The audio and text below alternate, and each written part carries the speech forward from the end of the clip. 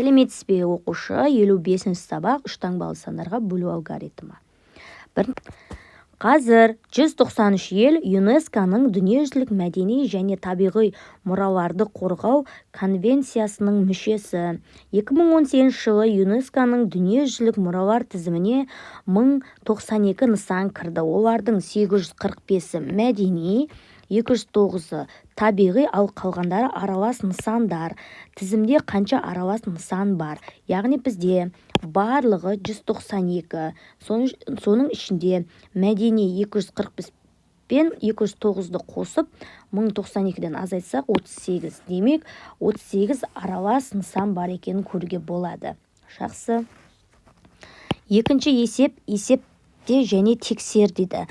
Бірінші есеп 4167-ні бөлеміз 463-ке. Яғни 3-ке қараймыз. Соңында 3-ті қандай санға көбейткенде 7 деген сан шығады. Яғни 9-ға 9 жердегі 3-ім 27, 7 түсіп 2-сі ойда. 9 жердегі 6-ым 54, ойдағы мен 56, 5-сі ойда. 9 жердегі 4-ім 36, ойдағы мен 41. Сонда жауабы 9 шықты. Келесі 5274 бөлінген 586-ға.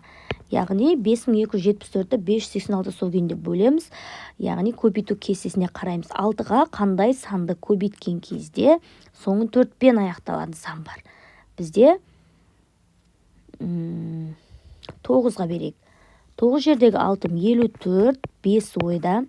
9 жердегі 8-ім 72, ойдағы мен 5-ті қоссаң 77, 7-сі ойда. 9 жердегі 5-ім 45, оған 7-ні қоссам 52 болады.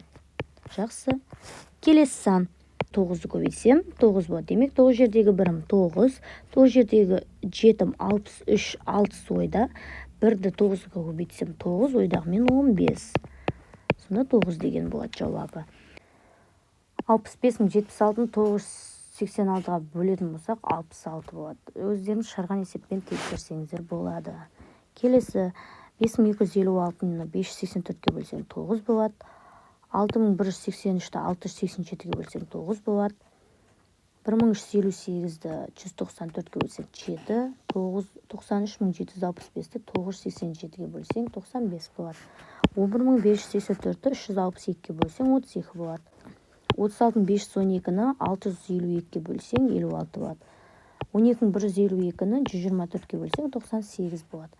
13533-ті 347-ге бөлсең 39 болады екен. Жақсы. Келесі есеп, үшінші есеп теңдеулерді шеш. Яғни мына теңдеуді шешем. Д бөлінген 524 тең 3570-ті бөлем 70 болады. Артық нөлдерін қысқартып тастаймын, яғни 357-ге 7-ні бөлсем 51 шығады. Одан кейін сол 51-ді 524-ге көбейтемін. Сонда 26724 шығады. Тексеремін. 26724-ті 524-ге бөлсем 51 болады. 3570-ті 70-ге бөлсең 51 шығады. Теңсің екі жағы тең екен. X бөлінген 258 тең 98756-ны азайтам 97984-ке. Яғни мұна екеуін азайтсаң 772 болады. 772-ні 258-ге көбейтсем 199176 шығады. 199176-ны 258-ге бөлсем 772 шығады. 98756-ны азайтамын 97984-ке 750 шығады. Теңдіктің екі жағы тең екен.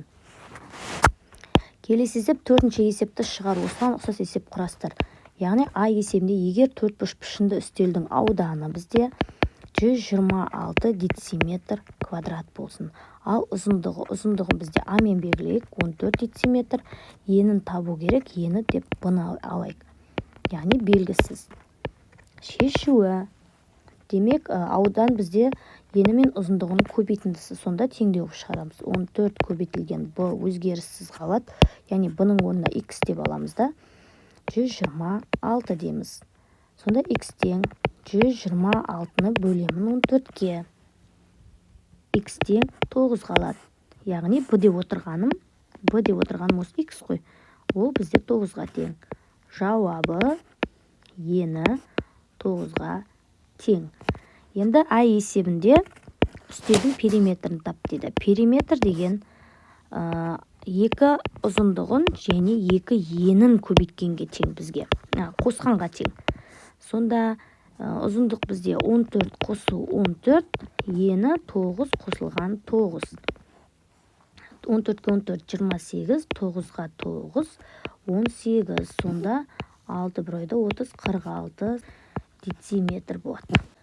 5-ші есеп тапсырманың орнында аспан астындағы ашық музейге 3 күнде бейсенбі, жұма, сенбіде 11875 адам келді. Бейсенбі күні келушілер саны сенбі күні келушілерге қарағанда 3 есе кем болды. Ал жұма күні 3875 адам келді. Бейсенбі және сенбі күнден әрқайсысы музейге неше адам келді? Яғни бейсенбі күнге қарағанда сенбі күніне 3 есе көп деп аламыз, теңдеу құрастырамыз.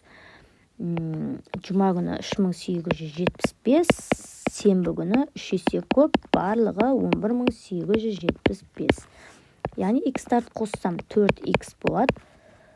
11875-тен азайтамын 3875-ті. Яғни 4x тең болады бізде 8000. Сонда x тең 8000-ді бөлемін 4-ге, x тең 2000 болады.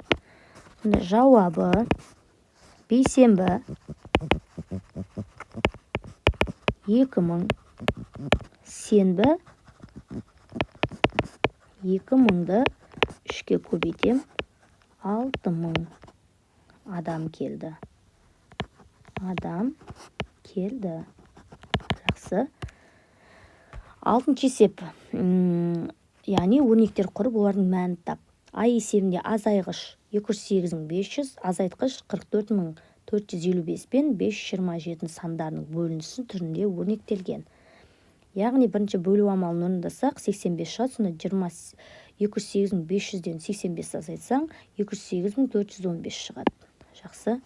Келесі 120.638 бен 80.298 сандарының 94 сандарының қосындысына 11.983 пен 21 санның бөлінісін қос.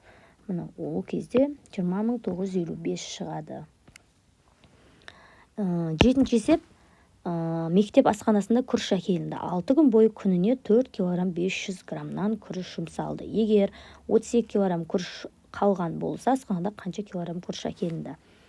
Яғни бізде 4 кг 500-ді 6-ға көбейтсек, демек мына жерде менде көбейту болу керек, қоя алмай қапты.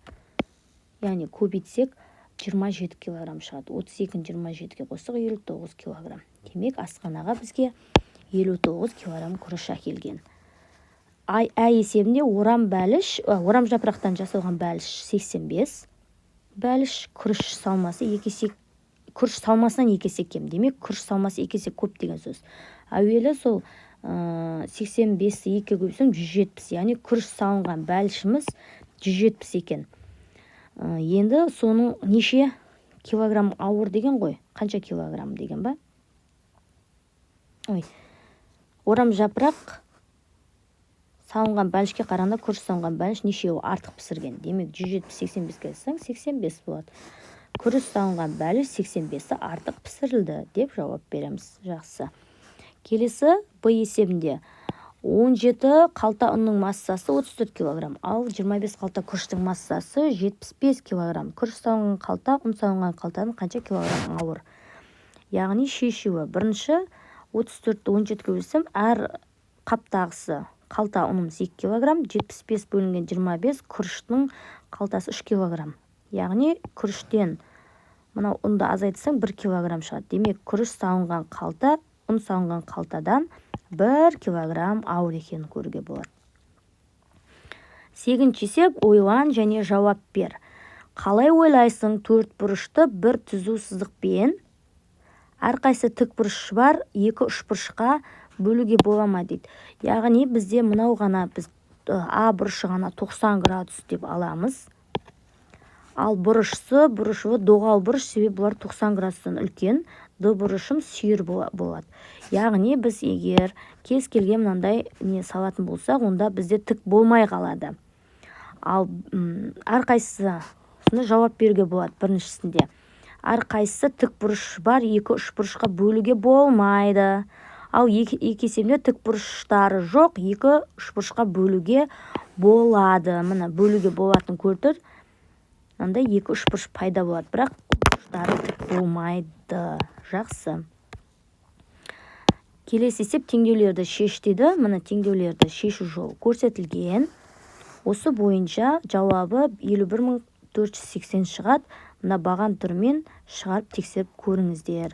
Екінші есебі де дәл солай 4903 шығады. Өз жауаптарыңызбен шығарып тексеріп кетіңіздер. Жақсы балдар, сау